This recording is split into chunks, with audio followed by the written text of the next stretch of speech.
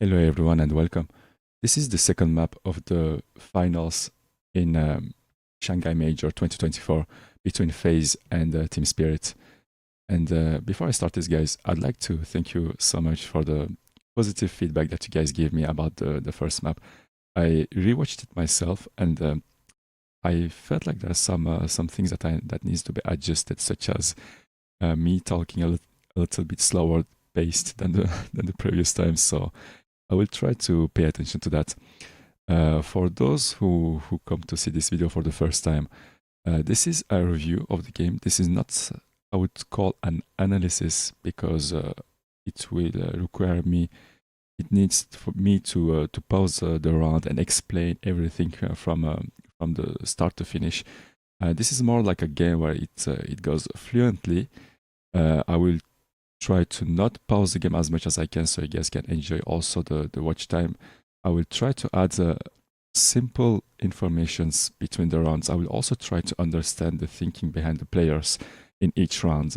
Sometimes, guys, you may see my reactions. I mean, I don't have those huge reactions that some casters have. I'm more like a chill guy, I should say.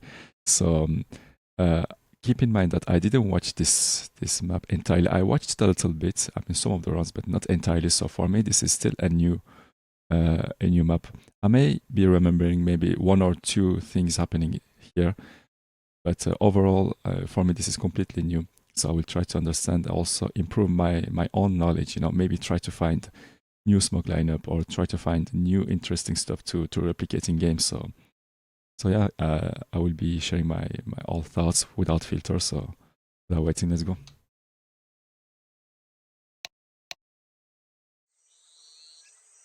Enabling the X-ray there. HF. Nobody says good luck. Admin says good luck on the second map. HFGL.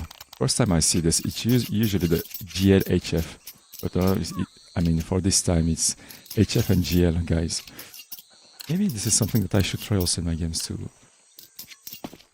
Be a little bit different than the others. Who doesn't like to be different, right? Yeah, sorry.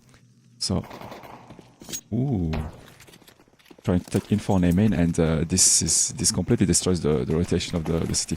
Now Spirit has a lot of room to play, right? Because all the defense now is cooked a little bit. They all shift their defense now, right? But the thing is, if we had a simple T here, that would be enough. Nice information take there. So they know it's not A. They know it's not A. They know they were rotating to B. So it's not A. It's not B. It can only be middle, right? And Rain confirms it and tries to get a one tap at it. It's a USP tap from next while running. Yeah. It all comes down to the aim duel here. Usually pistol rounds are mostly won by the people that have a lot of aim. Why? Because you don't have the nades, right? Every space is so open. It's just a deathmatch game at this point. Sure, you can still double pick and such, but the first contact usually is all about the aim. Who has the better crosshair placement? Who moves better? You know, who flicks better and such.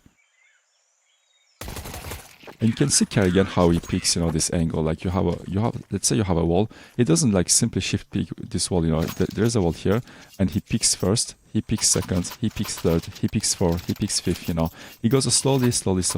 And keep it also in mind that the more away you're from an obstacle, the better vision you have. So there's a better chance for you to see an enemy if you're far away from here than if, let's say, if you try to pick from here.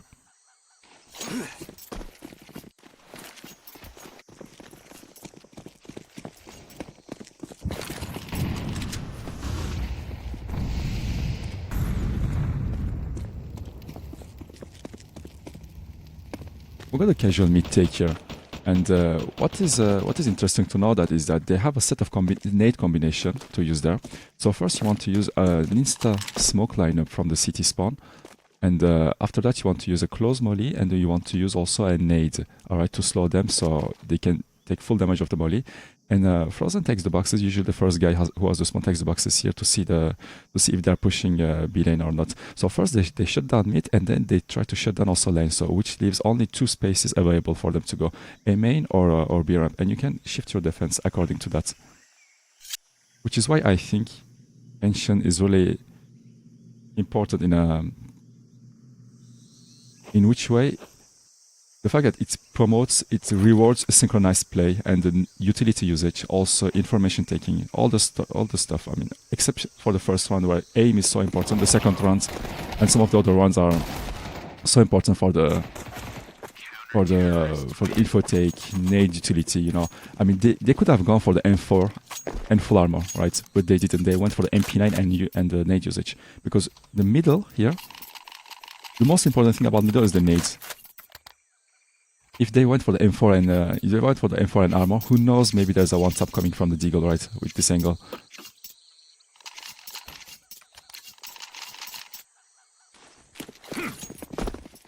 Right. This is an insta smoke lineup for middle, but from the most left spawn.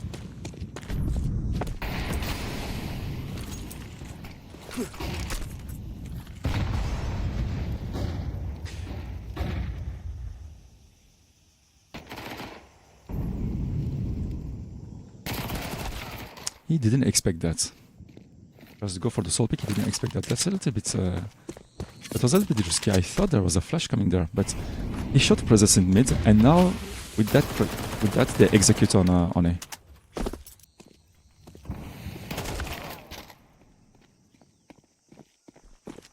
Clean shot down from FaZe there.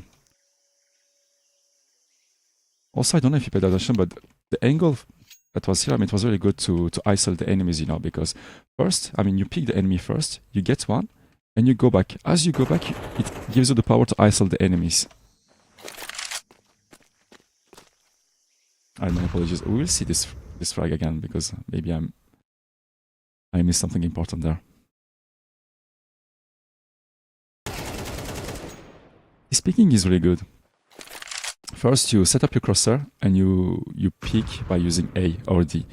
Crosshair placement, you peek, and you pay also attention to the counter strafe when you peek, because if you just press A without counter strafing by using D, then your crosshair doesn't reset as fast as you want.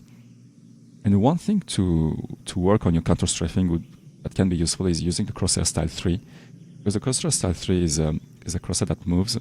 Has a lot of dynamics, and it resets instantly when you counter strafe. That's good.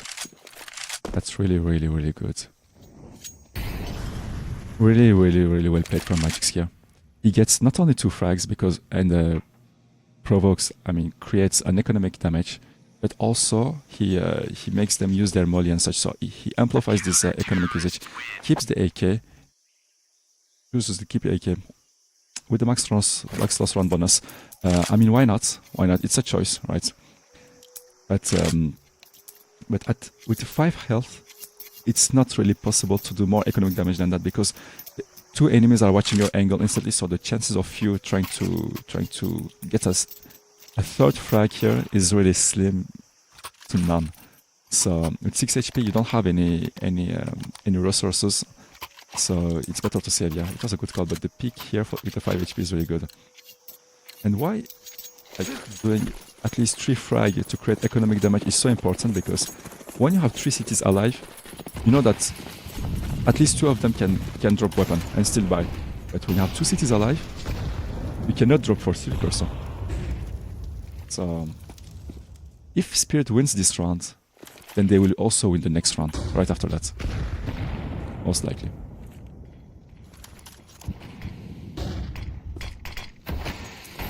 It's hard to say that they will also win the next round, because FaZe has like 3 rounds won consecutively, and especially the second round where 5 players are alive, it's gonna be difficult. But like, if the first 3 rounds, nice trade there. If the first 3 rounds you had like only 1 player alive, let's say, or 2 players alive for the whole all the 3 rounds, only 2 players alive, then there is a good opportunity for you to snowball the round after also. This is why also I try to say people that in CT, when I play CT side, I try to tell my team, guys, let's build an economy. Let's build an economy so we have an easy side, you know. Keep in mind, guys, that Counter-Strike, when you die in game, I missed my observing skill there. Good off angle there from him, but also good double pick from the T's. 1v1, alright. 2v1, sorry. Goes for the pick. That was risky. That was very risky. I thought he was gonna buy time and wait for his teammates because he has been spotted. So yeah, now that gives a space for Donk. I'm gonna watch this round again.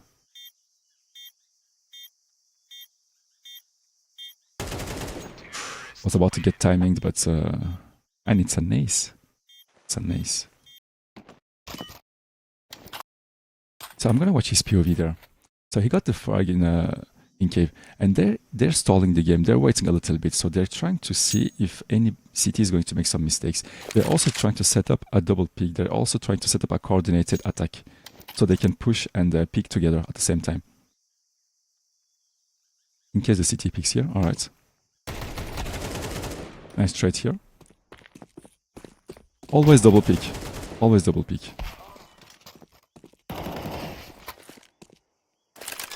And this is a pick I don't understand. This is really a pick that I don't understand. I mean, I wish I would understand, but I really don't. Yeah, we saw this. All right. But another interesting thing is that you see after the frag on Kerrigan here, look, he's waiting a little bit here. He's just waiting. He's just waiting a little bit in case the CT picks from the pillar or not, and also that creates enough timing. So when you frag someone, you want to press double A, you want to push right. But the thing is, if you wait just a little bit, you can pick off timing and you can have this small surprise effect again on the opponents. All right. So they will say, okay, they got my teammate, they're about to cross. The CT is going to say himself that they're about to cross, but wait, the T's don't cross actually. What's happening? And this simple detail can also change the dynamic of this round. But we also have to give props to the T's for the double picks, and well played to him, man. Nice against FaZe, well played. Also, what I was going to say, I was saying about the economy in CT side is that when you die in game, guys, you have to spectate the whole game, and you spend like sometimes 5k to buy your weapons, utilities, and such. So when you throw a flash that has no meaning, for example, you just wasted $200, right?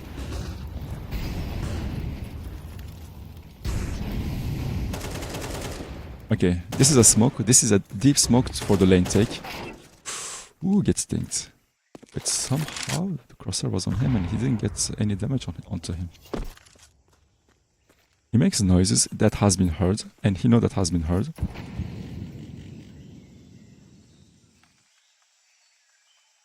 Picks for the donut guy if he picks, alright.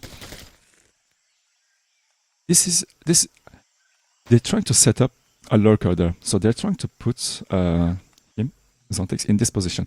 And this is really important. This is also another thing that I like in Ancient is that you set up a lurker. So cities are aware that there's a chance to play a lurker. And they have so much playroom around him now.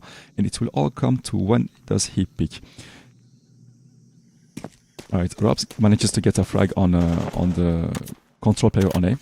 Alright, I missed two players there. Robs manages to get a control player on A. So with this now, Robs goes for the info take. Alright, this is not a push for me. This is an info take. So they know nobody's A. Alright, and he tries to pick after that, but they're also conscious that there's a lurker. What could happen is that the T's take B and then the lurker secures it. Right, or the lurker tries to catch someone and it creates a little bit of distraction for the B players to have an easy time to push. That's ambitious. Alright. I thought they were gonna double pick there. Off angle. Off angle and double pick was really good play from FaZe there for the double pick. NT. Because if you haven't heard about this already, you have the right eye pick, alright? So the person that has the wall on the left side and picks has the edge compared to the city in front. The double pick here was really good. Also, same thing. They try to position themselves far away from the wall, so they have a better vision. If they just like position themselves closer, you know. I cannot draw. Something like this, you know. The further away, the better vision you have. That's why we also see some AVP players sometimes that stays really far away. They try to take the further angle possible so they can see this. Even the arm is enough for them to usually get the one bullet hit and get the frag on them. But well played by Robs there. Nice catch.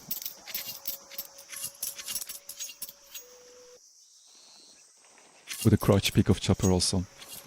It's a good idea because when you crouch peek, you try to mess up with the crosshair placement of your enemy, right? But the thing is, in CS2 I feel like the crouch peeks are not that useful unless you peek. Nice fast rush there.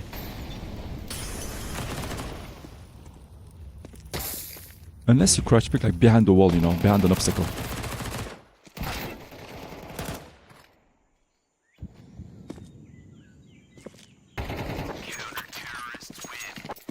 Just want to watch this round one more time.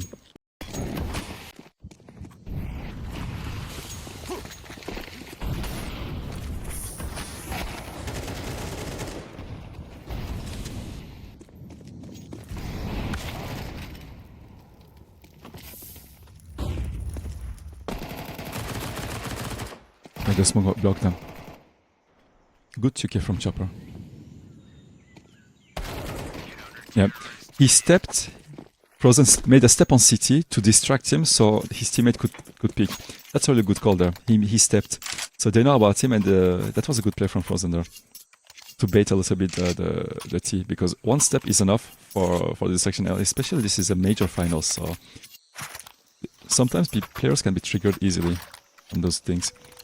And remember, guys, when you rush, keep your knife and go in a straight line, alright? Don't try to go left and right or block yourself. Go in a straight line and trust yourselves. This is what makes rushes really powerful.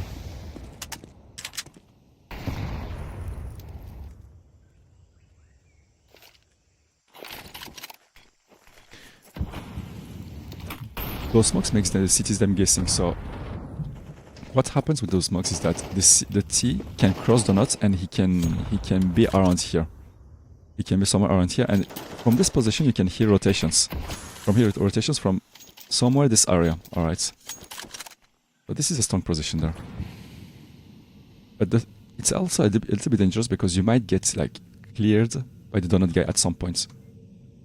And see, they're waiting. Because of the two smokes, they're waiting, and that puts the defense all in red room, and that allows Spirit to play either A or either B. That gives them breath. Sometimes in CS, guys, it's not all about like do this and go for it, you know. Before doing this, we have to check some steps, and we have to complete those steps before we can manage to reach the goal, the ultimate goal, which is planting B.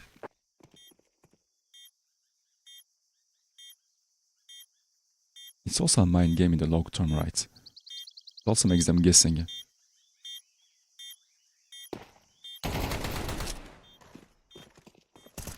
Plays close range with the Tick 9, and yeah. Nice try. Could have been headshot though, could have been headshot. Not to say that he missed it or whatsoever, but it's really difficult. Like you're 6 HP and you have to hit a headshot within a second.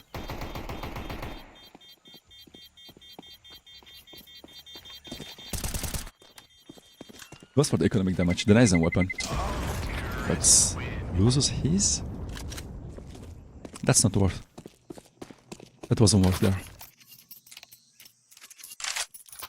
Unlucky. But I think he underestimated the bomb damage radius, right? But also in CS2 he's so broken. I mean, I think in CSGO he would have stayed alive. So yeah. Just the fact that you put those two smokes now, they will check red room. So since they use those smokes in red room and in donuts, they wait to cave and B. Next time they use those both smokes, maybe FaZe clan will anticipate a cave take, and that's what would happen in most of the cases, you know, because in the most majority of the teams, the strats are so simple and so readable. When the enemy team does this and that, then it can only mean this. But the thing is now, if you use the smoke here, you can change a little bit the results of it. Use the same setup, but change the result. Maybe go A this time, or maybe like go donuts, you know.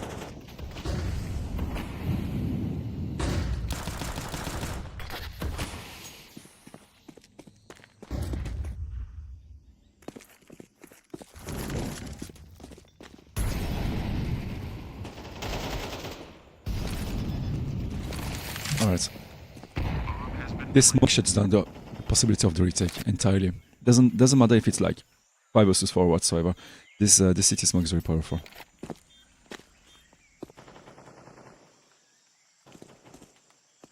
If they know they're on pistols, is it worth to hunt, right? Right. So they don't go for the hunts because they're pistols, they just wait for him in case they cross the crosshairs of the T players. Right, this is nice. This is something that I learned also.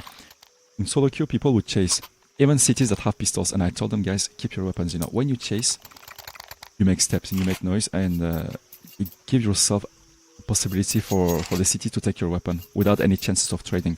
So if the enemy has a pistol and he's saving a pistol, I think it's best to hold an angle and wait for him to pick. Something that I will definitely try in solo queue though. I mean, even in my other games.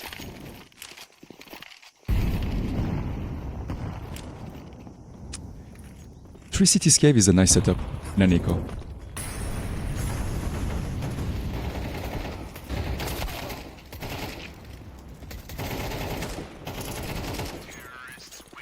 Nice.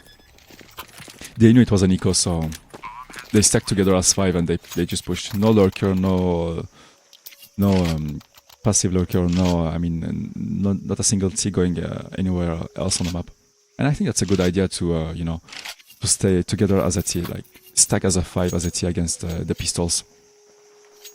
So you also have a possibility to watch the AKs, you know, so they don't get picked by the city and get saved.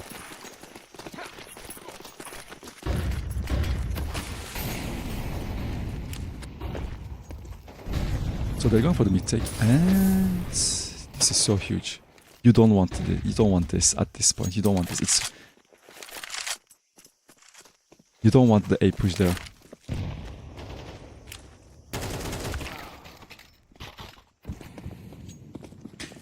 Alright. What a fast call. What a fast rotation, fast call there. I like it. Oof. Oh my god. I like this round.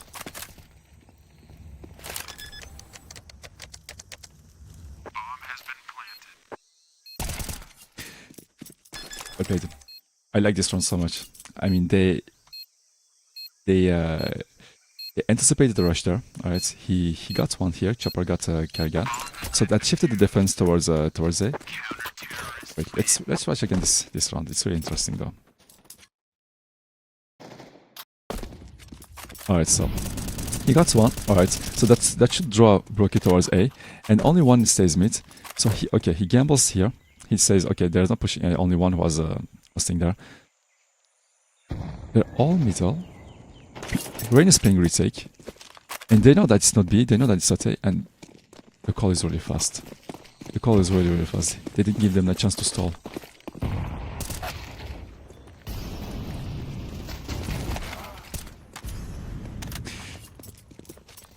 This is where I can feel the difference between normal players and pro players, because a good skill that a pro player has is that he manages to get 2 frags, or I mean 1 frag, because he rotated 1 second or 2 seconds earlier, right? He knows the map well. He knows when to rotate. He knows like the angles and such. Sometimes, like when you rotate 1 second late, it can make the difference also here. Rain manages to get like a 2k here and immediately repositions himself before even giving a single chance to the T there to think that he's still cave. Alright.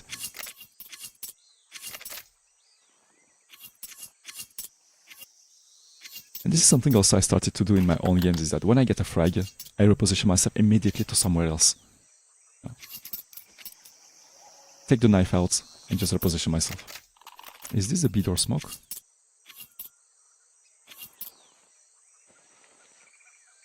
I mean, even though I tried to understand that run, it was still complicated to me, you know. Everything happened so fast that I couldn't follow anything. It will take more time for me to understand this run, but we're not here for that, right?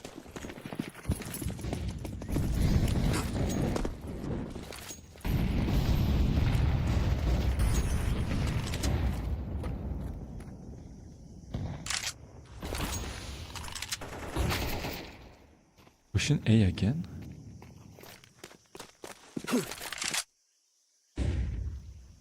That flash is to bait a rotation from the CZ to A, right?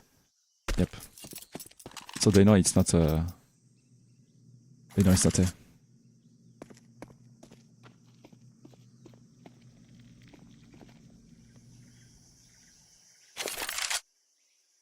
They're playing to middle to see maybe there's an info take here, but... If they play to middle, they have to make a move, right? Yep, they're pushing. You don't know where they are. This is a risky position.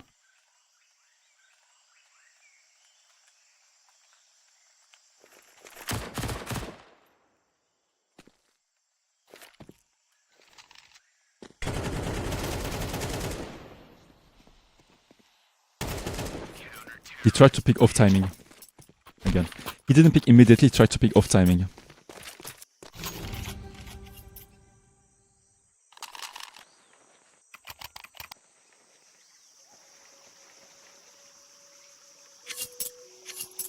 Maybe FaZe has a good read on Team Spirit, because maybe Team Spirit likes to play in a certain way in those situations where it's 3 versus 3 and they like to play mid, you know, most of the time.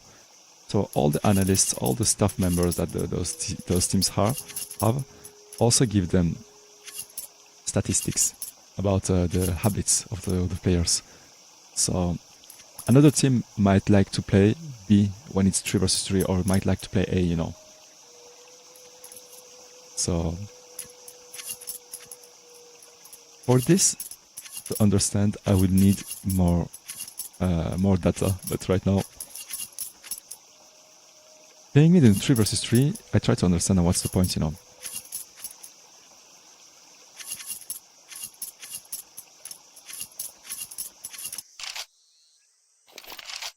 I mean, if you have the answer, of course, I would be grateful if you gave me the answer in the comment section if you have it, or if you have any idea.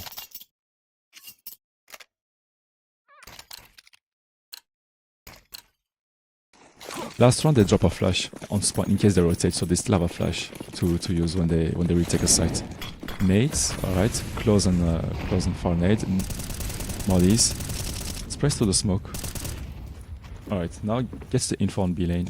Not much info because of the smoke. Or maybe on the left side, or maybe behind the smoke, you don't know.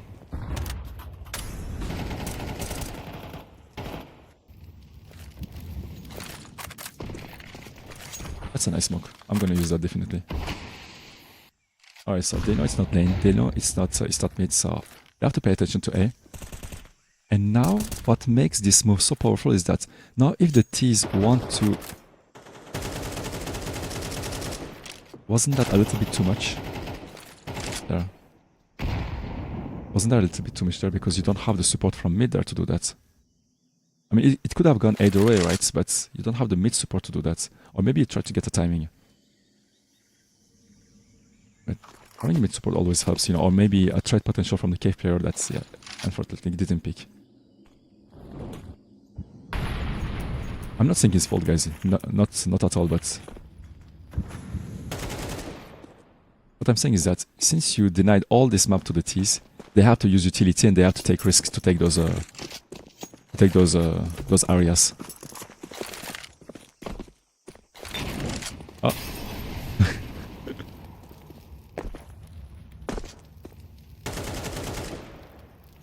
15 seconds.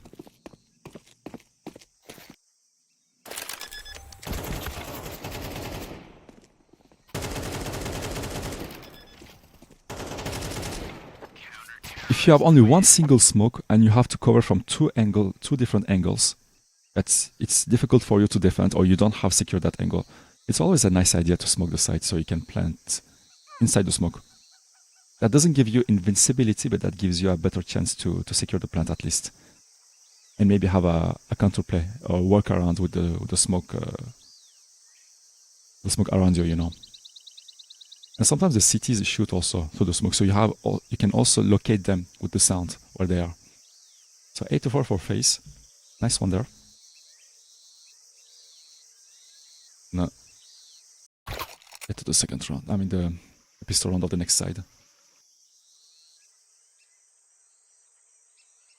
I think I said it in the previous game, but I like the USP there.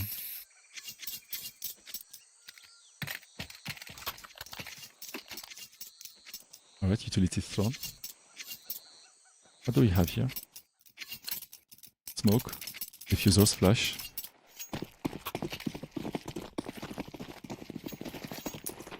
Or are they separating, dispatching their defense? Going for 2 donuts and one which is A. Flash for mid players.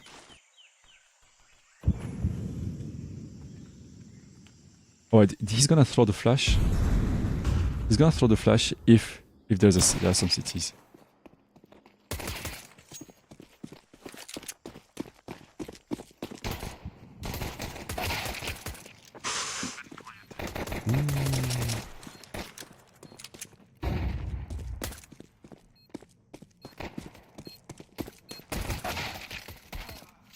Nice. Well coordinated push there. He just goes for the deathmatch peak, man. Wow.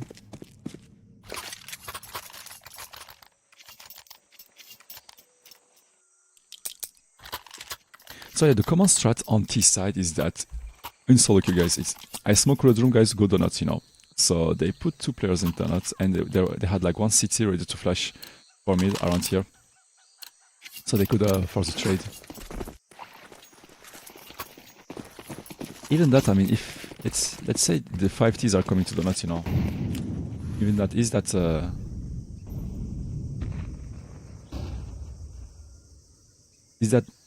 taking a risk also, because you push 2 versus 4 almost, you know, if that the start was that.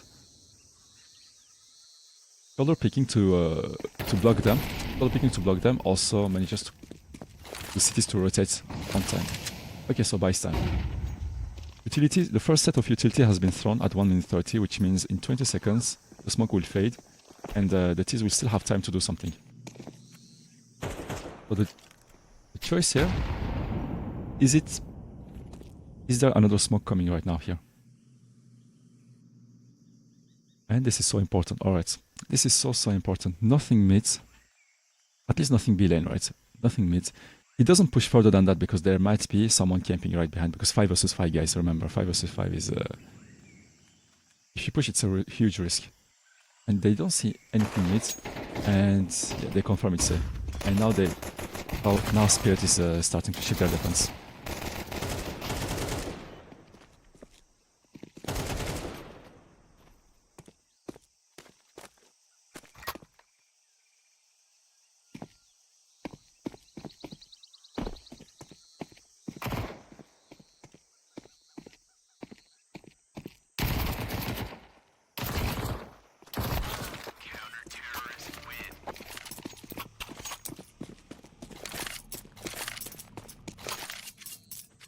What I see also in my solo queue games sometimes, not every time, but like it's more frequent in my games than the pro players, is that some people just commit to 100%. They see someone and they commit to 100%, right? They just go all in, and they forget the fact that you can still deal damage without even committing, right?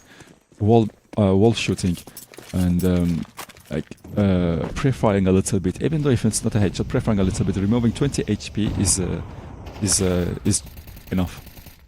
Great damage, you know. You can repick again, and it makes your life easier when you want to all in them. Alright, secured mid, secured also lane, I guess. Yeah, oh no, it's smoked, okay.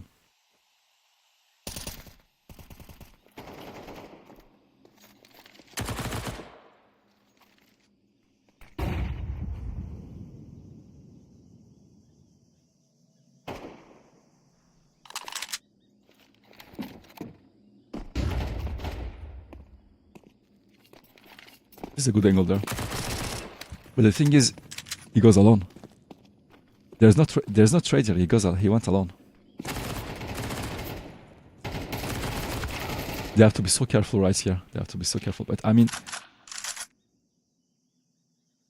I think a white pick, double pick. A white pick for the first guy and the double pick would have been a cleaner trade than the small picks. The way they picked there, it feels like, again, guys, I say it feels like they play like they were alone, you know. But when you have a team, you can just white pick like this, but it's still difficult, right, to make this call. Didn't really understand the carrying move there, going solo in KA. But the position of Chopper was so powerful also, you know. Usually it's risky. This is an angle that I like. Usually it's risky to play close range, even though you have an MP9. It's usually risky to play close range because Tech 9 in close range has the one tap headshot ability, even if you have full armor, whereas the MP9 doesn't. Alright. So with the MP9 you can dink the head, but with the Tech 9 you instantly get the guy, just like the 5.7. So playing close range sometimes is really risky. I mean, it can be good. It's a risk that you take, and a good way to lower the risks of you losing the trade is to have a good positioning.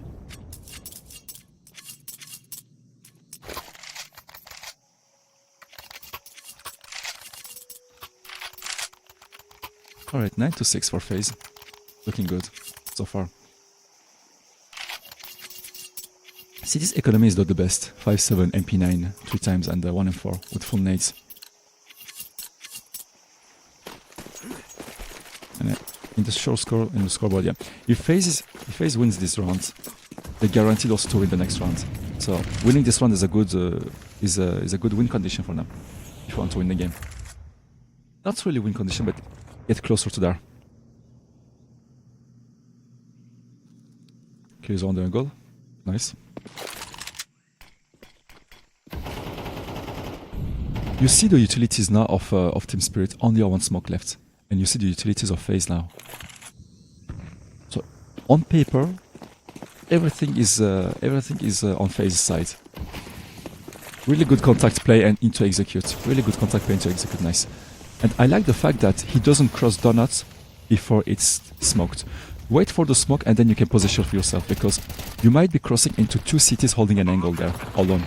So that would be really difficult for you to play the post plant. This is the molly, unlucky. And they know about him now. Gets one. Alright, this is a dangerous play.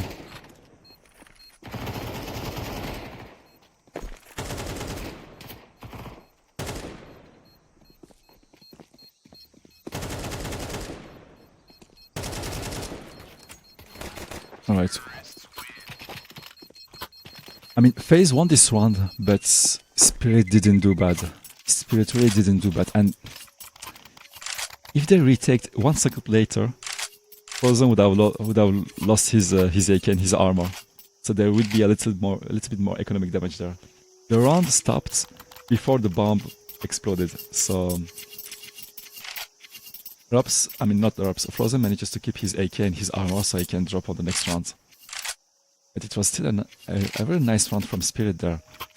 No utility, retake, no utility. Three people down. Could have been almost 4 with the bomb, or even five, but I'm not sure about that. So yeah, and that was very dangerous. Well played.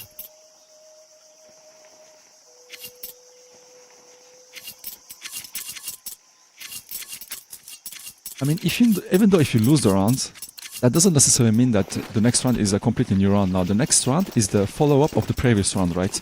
So the damages you created on the previous round, you can amplify those damages if you win or make more damage from the previous round. So let's say if you took down 3 people in the previous round, this round you should aim for at least taking 4 people, right? Of course, you need to win every round, right? But amplify the damages.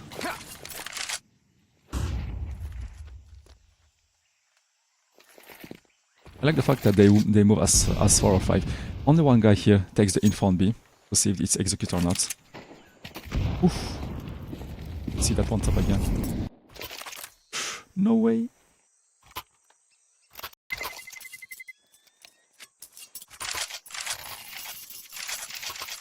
I'm sorry, guys.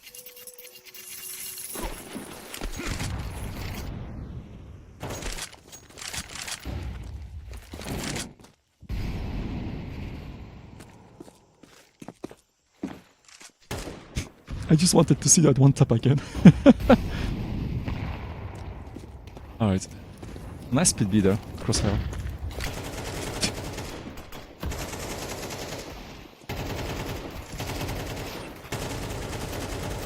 Alright, nice. There is no shame into doing a 3-2 execute. You don't need to have you don't have to lurk every single round of the game, you know. Lurking some rounds lurking some rounds allows you to get the enemy defender or the enemy CTT whatever to be a little bit more have more paranoia. Like, I mean, guess and question himself. Man, there's a lurker I should pay attention, you know. So when you have times where you don't lurk, you can also make it that the city doesn't rotate on time, you know, because the city is thinking about a lurker, but there's no lurker in this round. And 3-2 executes are, to me, are really underrated. Because now, we always have a lurker somewhere trying to do his stuff. 3-2 executes is a good way to promote the teamwork and have those cheer up moments, you know, because everybody played together there. Everybody stick together. Went for the overpeak, although he had an angle there. One watching bedroom for the rotation and one watching donuts. Why are they not pushing though? In solo queue, some of them would push. 5 versus 1, only one city alive though. Whatever, right? Because they want a clean win there in this side. This is disciplined. This is disciplined there. Nice.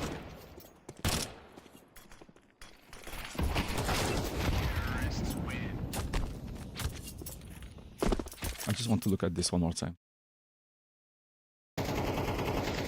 So he baits for rain, presses W, and doesn't overcommit.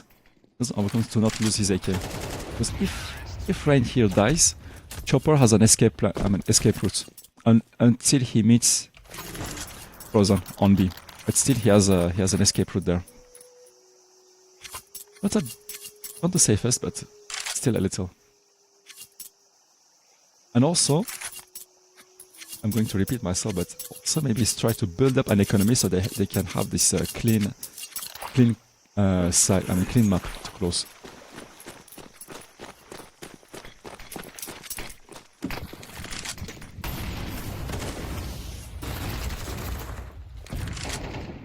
So this is how you pick and step in the middle. I usually picked from in front of the wall, but maybe I should just go back, smoke and peek from the back so I have a better view to the cities.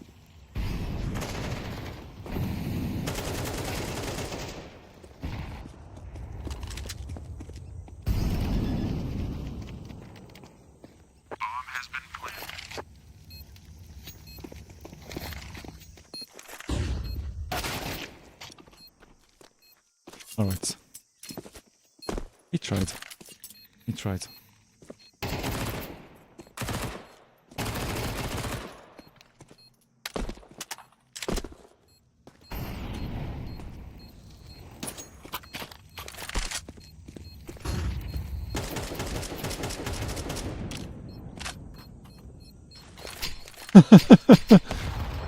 I can't believe. JJ. I can't believe it. Literally denied the enemy the possibility to get a frag. Okay, the Frozen with a 120 ADR, man, insane. Insane.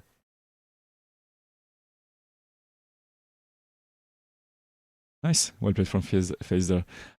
Yeah, I wanted to say, but I cannot hear. I thought in middle you have to push in front of the wall and then white peek, you know, but you can also take the angle from far away. So I have to try that definitely.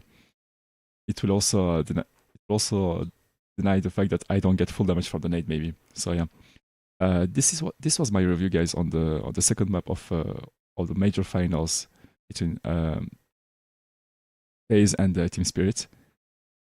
And yeah, I hope you guys appreciated it. If so, let me know in the comments what what I should do more or should not do more. You know, it's always good to have a feedback. So yeah, thank you very much, guys, for watching. For those who watch the entirety, thank you so much. And yeah, maybe I will do the map 3. Most likely, I will try to upload it as soon as I can. Take care, guys. See you on the next.